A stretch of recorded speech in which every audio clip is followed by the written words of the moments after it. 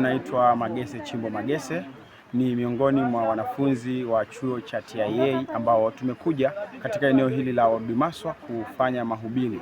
Tunayo mahubiri ya hadhara ambayo yanaanza saa 9:30 hadi saa 12:30, na katika mahubiri haya tunayo huduma ya afya, ambayo huduma hii ya afya watu wote wanaruhusiwa na kukaribishwa kuja kupata matibabu ya afya. Hivyo tunavyo vipimo mbalimbali ambavyo vinafanyika na madaktari wanafanya matibabu ya kila aina. Hivyo tunawakaribisha sana ndugu zangu na watu wa katika eneo hili la Oldmaswa kuja kusikiliza neno la Mungu, lakini pia kufika asubuhi na mapema ili waweze kupata huduma ya kiafya. Kuna vipimo na dawa zinatolewa bure, na huduma ya ushauri pia inatolewa na madaktari wetu kwa nafasi nzuri na kwa bure kabisa.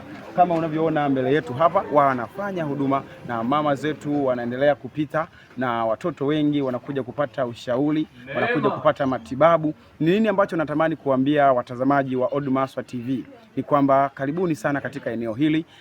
Eneo hili liko karibu kabisa na center ya Oldmaswa. Hivyo tunawakaribisha sana mje ili muweze kusikiliza neno la Mungu, mje kupata huduma ya kiafya ili afya zetu ziweze kuwa njema na za kumtukuza Mungu. Majina, mimi ni Daktari Marwa natokea Mwanza, japo kazi zangu nazifanyia Dar es Salaam na Morogoro. Tumekuja hapa kwa ajili ya shughuli ya medical missionary, kuhakikisha wakazi wa hapa wanapata huduma za kiafya ambazo zina viwango vikubwa.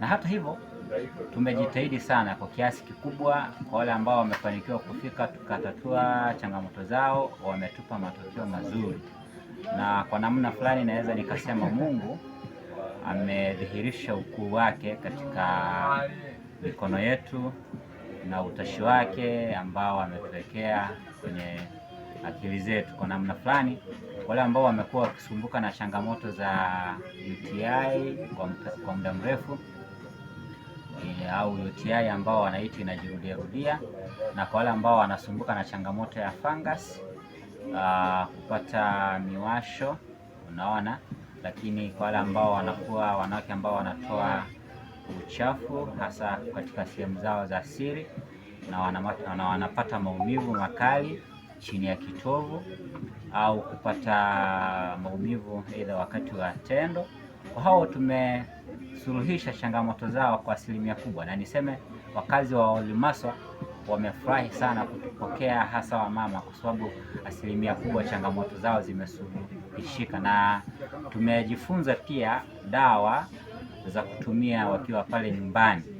Umeona, tumejifunza vitu kama hivyo, kwa tafsiri kwamba ni jana tuliona ukichukua kitunguu saumu, mara nyingi kiafya huwa ishauriwa mtu kuvitumia zaidi ya vitatu, lakini kwa mtu ambaye afya yake iko imara, sasa akichukua vitunguu saumu punje 6 akazitoa yale maganda ya juu magumu yale, alafu akayaponda akaweka kwenye glasi, akaweka maji ya moto, alafu akakoroga akanywa, inampa relief nzuri au tiba nzuri kwenye changamoto ya UTI, kwenye changamoto ya mfumo wa mkojo, changamoto zote zile ambazo zinaathiri pale, lakini kwenye changamoto pia ya uzazi na changamoto zingine hasa za mfumo wa moyo kama vile kushusha pressure na kadhalika. Lakini tulisema kwamba kwa wale ambao wana pressure inayoshuka wasitumie kitunguu saumu kwa sababu itashusha pressure kwa asilimia kubwa.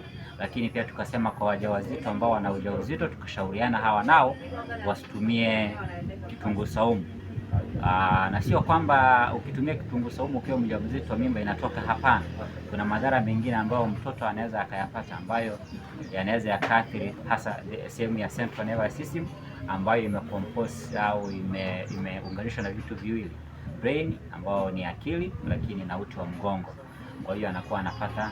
Hapa tuko kwenye meza ya dawa, na kama mnavyoona tumejaza dawa nyingi hapa. Sasa hizi dawa zina matumizi yake mbalimbali, na mara nyingi kitu ambacho tunakishauri kwenye matumizi ya dawa, huwa tunashauri mtu asitumie dawa pasipo vipimo kutoka kwa daktari vinavyothibitisha kwamba huyu mtu ana changamoto hii. Sasa kwa mfano hapa tumeshikilia dawa ya niseme dawa ya Bisacodyl. Hii dawa ya Bisacodyl ni dawa ambayo tunaitumia kwa ajili ya kuwapa wale watu ambao wanakuwa wanapata choo kigumu, lakini choo hakitoki kwa muda mrefu. Yaani anaweza akamaliza siku nzima hajapata choo, aidha ni kwa matumizi ya vyakula laini ambavyo havitengenezi choo, au amekula vizuri, lakini ni kwamba yeye anatengeneza choo kigumu, ana mmeng'enyo wa chakula ulio mbovu. Kwa namna ile, huyu mtu anayekuwa anatoa chakula, anayekuwa anatoa choo kinakuwa kigumu, tunampa hizi dawa ambazo zinaitwa Bisacodyl kuweza kumsaidia kulainisha misuli ya ukuta, lakini kufanya choo kibaki kuwa laini. Na sasa kwa namna hiyo, hizi dawa zinasaidia sana watu kama hawa. Lakini tuna dawa hapa za Fragile ambayo tunaifahamu kama metronidazole kwa jina la kitaalamu. Hii dawa tunaitumia kwa ajili ya changamoto za tumbo, tuseme kwa mfano wale watu ambao wana changamoto ya amiba. Hii dawa tunawapa na ina uwezo wa kuwasaidia kuweza kutatua changamoto yao.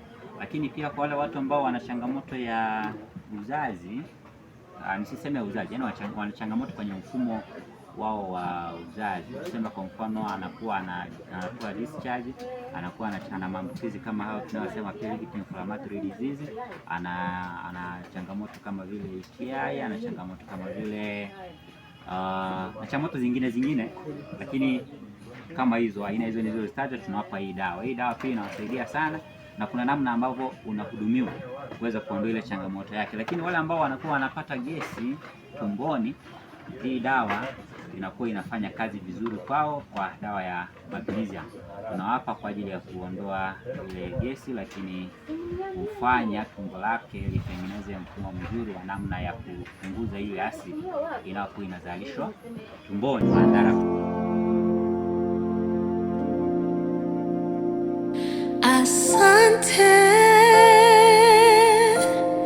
kwa baraka na uzima uliotenda ni mengi. Nashukuru Bwana uliotenda ni mengi, siwezi eleza. Nataka sema neno moja tu.